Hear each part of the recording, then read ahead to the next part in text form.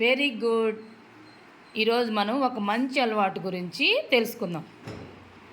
ఏంటంటే చూడండి, మీరందరూ స్కూల్కి వచ్చేటప్పుడు మీ షర్ట్స్కి గౌన్స్కి ఏం పెట్టుకొని వచ్చారు? చూడండి, ఏం పెట్టుకున్నారు? చూపించండి. Very good. కర్చీఫ్. కర్చీఫ్ని తెలుగులో ఏం పిలుస్తాం మనం? ఇంకొక పేరుంది, చెప్పండి. Very good. మీరు ఇవాళ పెట్టుకొని వచ్చారు కదా కర్చీఫ్, మళ్ళీ ఇంటికి వెళ్ళగానే ఏం చేయాలి? విప్పేసి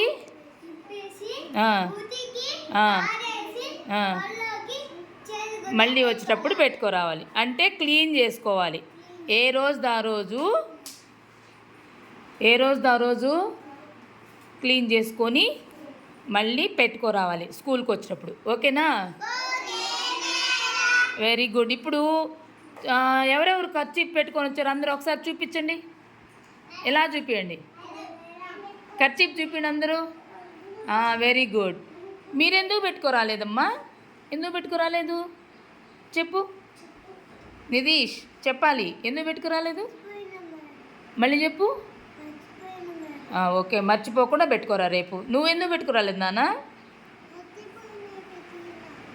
మర్చిపోకూడదు, ప్రతిరోజు పెట్టుకోరావాలి. నువ్వెందుకు పెట్టుకోరాలేదమ్మా? అందరూ అదే సమాధానమా?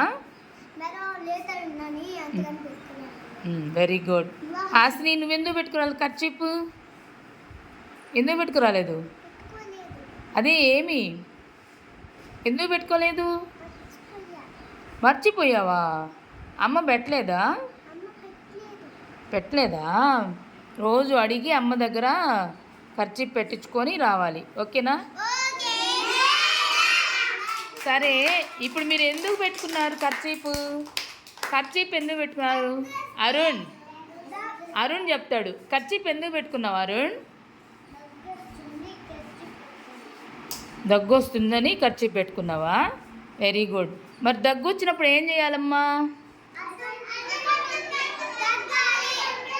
దగ్గు వస్తేనేనా? ఇంకేం చేయాలి?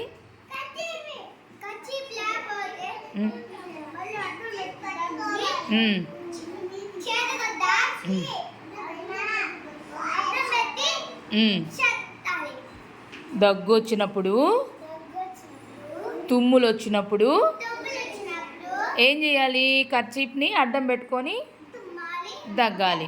ఎందుకని? పక్కన వాళ్ళ మీదకి ఆ తుంపర్లు పడకూడదు అన్నమాట. అందుకోసం ఏంటంటే, మనం దగ్గినాం అనుకోండి, మన నోట్లోంచి పక్కన వాళ్ళకి వచ్చి తుంపర్లు పడతాయి. అలాగే తుమ్మినప్పుడు కూడా అవి పక్కన వాళ్ళ మీద పడకూడదు. పడినప్పుడు ఏమవుద్ది? మన జలుబు వాళ్ళకి అంటుకునేస్తుంది అన్నమాట. అందుకోసం ఏంటంటే కర్చీఫ్ కంపల్సరీ వాడాలి. ఓకేనా? అది కర్చీఫ్ని మాత్రం నీట్గా ఇప్పుడు పెట్టుకున్న కర్చీఫ్ ఇంటికి వెళ్ళేసి బాగా ఉతికి ఆరేసి మళ్ళీ పక్క రోజు పెట్టుకురావాలి. అర్థమైందా? అలాగే చేస్తారు కదా? Very good. క్లాప్స్ కొట్టండి అందరూ. దగ్గు వచ్చినప్పుడు, తుమ్ము వచ్చినప్పుడు కర్చీఫ్ని అడ్డం పెట్టుకుంటారా? Very good.